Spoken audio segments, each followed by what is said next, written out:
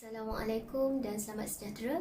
Saya Nuzrina binti Osman, nombor matrik 251924. Saya telah memilih tokoh John Woodward untuk tugasan individu saya bagi subjek seminar pemikiran pengurusan ni.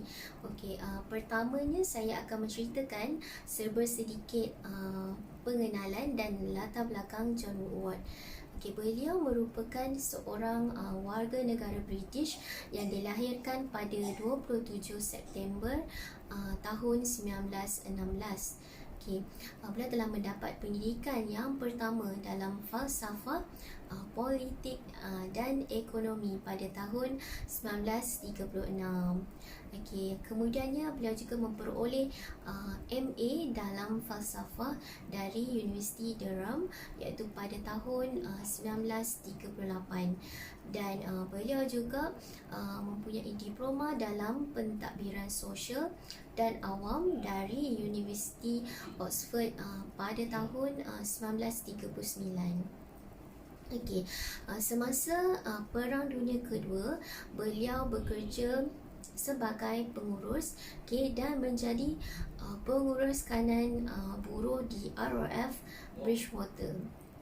Kemudian beliau mendapat jawatan akademik pertamanya iaitu di Jabatan Sains Sosial di Universiti Liverpool, tempat beliau bekerja iaitu dari tahun 1948 hingga 1953. Di situlah beliau memulakan kerjayanya dalam perhubungan industri.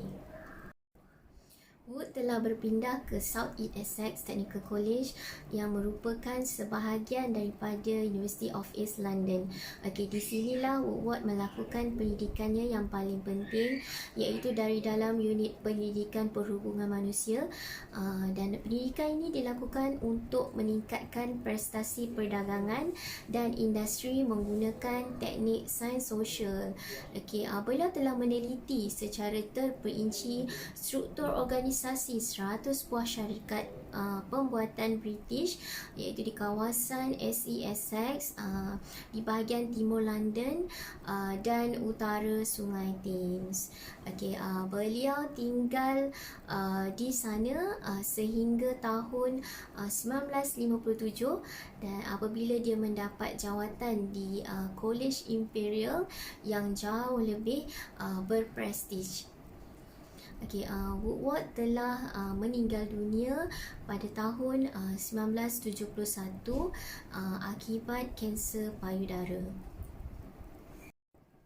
Woodward telah menjadi profesor wanita kedua di kolej apabila dia dilantik sebagai profesor sosiologi industri pada tahun 1970.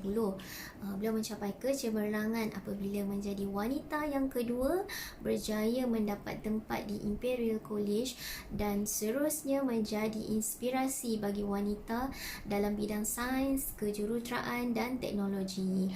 Beliau meninggalkan legasi untuk kuliah Memorial John Woodward yang berlangsung di Imperial College Business School sebanyak 2 kali setiap tahun. Bagi sarjana atau pasca siswaza yang menjalankan tesis dalam topik yang sepadan dengan minat penyelidikan John Woodward, mereka akan mendapat hadiah yang istimewa. John Woodward telah memperkenalkan teori dan amalan berkenaan organisasi industri, yang mana teori tersebut dikatakan klasik dalam sejarah teori organisasi. Buku tersebut telah diterbitkan pada tahun 1965 dan ia telah memberi impak yang besar untuk pembangunan teori kontingensi dan memberi pemahaman mengenai hubungan antara teknologi dan organisasi. Ia juga menggabungkan pendidikan empirikal secara terperinci dan rangka kerja analitikal perintis, serta mencadangkan bahawa teknologi dan sistem pengeluaran memainkan peranan yang sangat penting dalam membentuk struktur organisasi yang berkesan.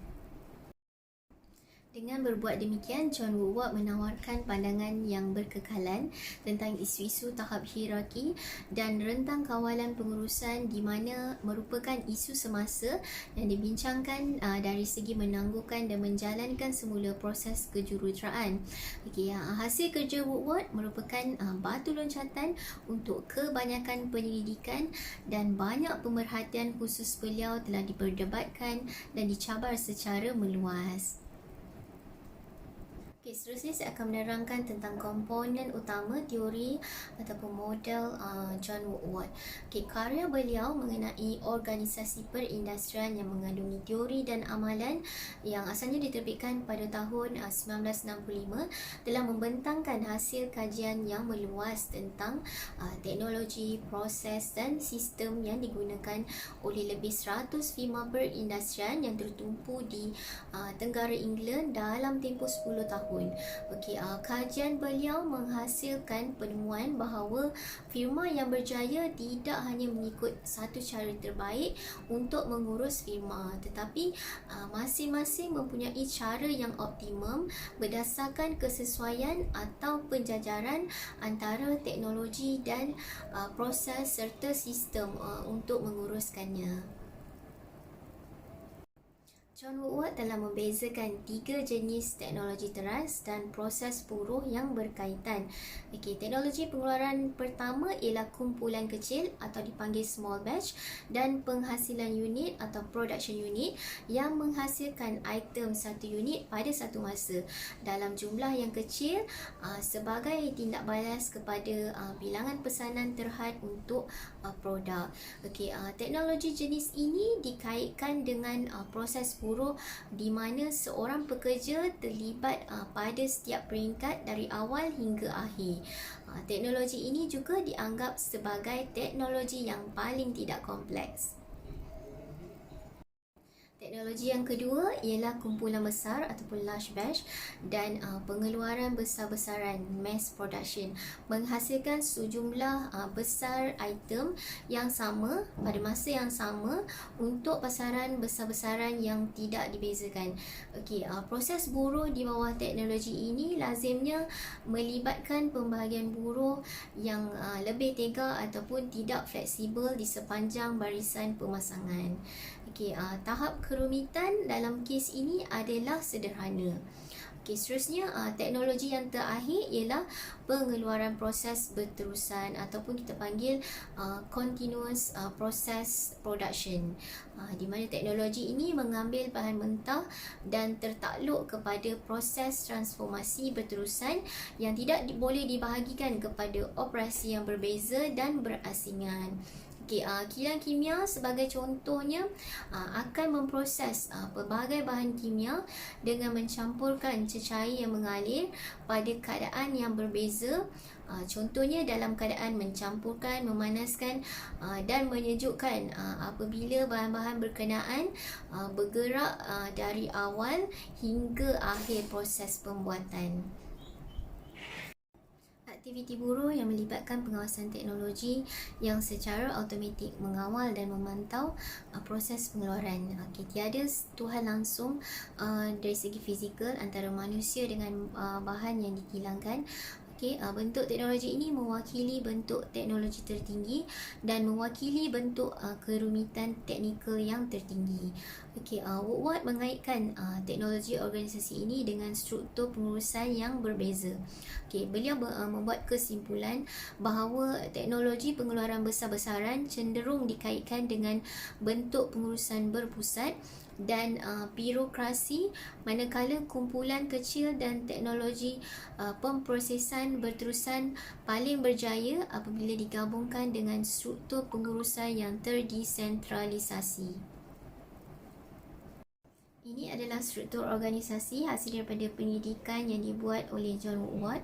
Ia terdiri daripada beberapa ciri iaitu tahap hierarki, span kawalan iaitu baris pertama pengurus, nisbah pengurus kepada bukan pengurus, bentuk pengeluaran, jenis pengeluaran, tahap kesukaran teknikal dan juga kos. Bagi kumpulan kecil, tahap hierarkinya adalah 3, yang mana kalau dilihat pada slide tu, bentuk rumah tu ia menunjukkan pekerja dan pengurus yang diperlukan tidak ramai. Nisbah pengurus kepada bukan pengurus ialah 1:23. Dan jenis pengeluaran pula adalah kategori organik, kerana kumpulan kecil ini perlu untuk membina tim yang baru yang memerlukan kos yang tinggi. Okey, bagi kumpulan besar pula, tahap hierarkinya adalah 4, yang memerlukan 48 spen kawalan ataupun baris pertama pengurus, dan nisbah bagi pengurus kepada pengurus ialah 1:16. Okey, jumlah pekerja bawahan lebih banyak daripada kumpulan kecil. Okey, jenis pengeluaran kumpulan ini ialah mekanistik. Jadi kumpulan ini akan mengeluarkan standardized product. Okey. Kumpulan ini membuat keputusan yang selaras di bahagian pengurusan. Kos yang diperlukan untuk jenis pengeluaran ini ialah sederhana. Seterusnya, kita lihat kepada teknologi proses secara berterusan. Tahap hierarki yang diperlukan ialah 6, spen kawalan ialah sebanyak 15, manakala nisbah pengurus kepada bukan pengurus ialah 1:8. Untuk kumpulan ini, teknologi yang sangat bagus digunakan, dan disebabkan itu, ia tidak memerlukan pekerja yang ramai di bahagian baris pengeluaran. Kumpulan ini hanya memerlukan lebih pengurus di bahagian korporat. Jenis pengeluaran kumpulan ini ialah organik, kerana sekiranya berlaku sesuatu masalah di luar jangkaan, contohnya seperti kerosakan yang meja pada mesin atau peralatan yang digunakan, jadi tindakan yang betul dan segera perlu diambil.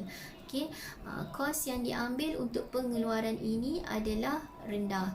Okey, bagi kategori tahap kesukaran teknikal pula, sudah semestinya kumpulan kecil mempunyai tahap kesukaran teknikal yang paling rendah, dan teknologi proses secara berterusan mempunyai tahap kesukaran teknikal yang paling tinggi. Okay, seterusnya saya akan menerangkan tentang pengaplikasian teori dalam konteks pengurusan sebenar. Okey, John Woodward mencadangkan kelas teknologi teras yang mencirikan kerjanya juga yang menentukan kaedah organisasi. Dari segi sudut pandangan beliau, situasi kerja termasuk bilangan peringkat pengurusan, bidang tanggungjawab penyelia, pembahagian fungsi di kalangan pakar, kejelasan dengan peranan dan tugas ditakrifkan, jumlah komunikasi bertulis dan sebagainya. Okey, teori Woodward dari segi teknologi kumpulan kecil dan penghasilan unit boleh dilihat dalam pengeluaran perhiasan ataupun barang kemas seperti rantai, gelang dan cincin. Okey, kebiasaannya pengeluaran dibuat secara customize. Okey, penghasilannya bergantung kepada manusia sebagai operator. Selain itu, ia tidak menggunakan jentera yang tinggi, walaupun mesin berkomputer digunakan untuk beberapa bahagian, tetapi pemasangan akhir dikendalikan oleh manusia. Okey, untuk contoh aplikasi yang kedua iaitu kumpulan besar dan pengeluaran secara besar-besaran, kita boleh lihat dalam industri kereta, pengeluaran kereta ataupun rokok. Penghasilan dibuat berdasarkan output yang masuk ke inventory dari pesanan yang dipenuhi. Okey, pengeluaran secara berterusan pula kita boleh lihat dalam penghasilan elektrik, nuklear dan kilang minyak. Proses penghasilan adalah secara keseluruhan adalah menggunakan jentera, dan proses biasa berjalan di mana tiada permulaan dan pengakhiran. Okey, seterusnya saya akan menerangkan tentang kekuatan atau kelebihan teori John Woodward sebagai perintis untuk penyelidikan empirikal dalam struktur organisasi dan merupakan pengarang rangka kerja analisis yang mewujudkan hubungan antara teknologi dan sistem pengeluaran serta menjadi peranan dalam membentuk struktur organisasi yang berkesan. Okey, jadi hasil pendidikan yang dibuat telah mengklasifikasikan teknologi yang berasaskan kepada unit atau skala kecil, yang berasaskan kepada mas atau skala besar, dan organisasi proses berterusan. Okay, semua organisasi yang berjaya dalam kategori ini menurut Woodward mempunyai struktur organisasi tertentu. Okay, sumbangan utama John Woodward kepada teori organisasi ialah idea bahawa struktur organisasi adalah bergantung kepada jenis teknologi pengeluaran yang digunakan oleh firma. Okay, idea ini menjadi asas kepada teori contingency dan mempunyai kesan yang berterusan ke atas bidang inovasi dan juga bidang pengurusan. Okey, terdapat beberapa kemungkinan sebab mengapa suatu teori itu tidak mencapai potensinya sebagai teknologi. Okey, antaranya adalah disebabkan oleh kekurangan kuasa penjelasan dalam teori, kesan pelbagai contingency, mengelakkan risiko dan kesukaran permohonan. Okey, disebabkan juga oleh konsep kesesuaian adalah kabur. Tanpa kuasa penjelasan tentang cara perhubungan berfungsi, mungkin sukar untuk menentukan cara mengaplikasikan teori kepada situasi yang baru. Okay, kewujudan pelbagai faktor contingency mungkin merumitkan lagi analisis, terutamanya jika beberapa teori menunjukkan kesesuaian yang berbeza. Malah teori yang mengambil kira pelbagai faktor sering tidak dapat meramalkan apa tindak balas yang akan membawa kepada prestasi tinggi jika situasi baru mempunyai beberapa faktor gabungan contingency yang tidak diperhatikan sebelum ini. Ia menjadi sukar untuk meramalkan interaksi antara faktor atau menentukan perhubungan yang harus diambil keutamaan jika perhubungan tidak difahami. Pengurus mungkin memilih untuk tidak menggunakan teori organisasi kerana dianggap sebagai risiko.